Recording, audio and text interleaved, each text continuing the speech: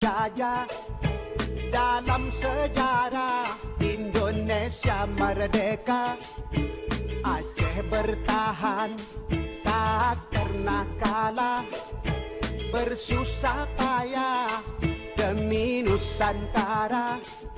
Soekarno-Hatta ke Aceh datang, mohon bantuan untuk bangun negara.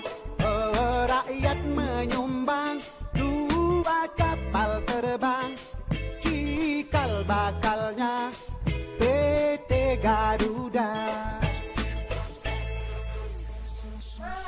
Kala agresi Belanda kedua, Soekarno-Hatta ditawan Belanda. Mr. Safrudin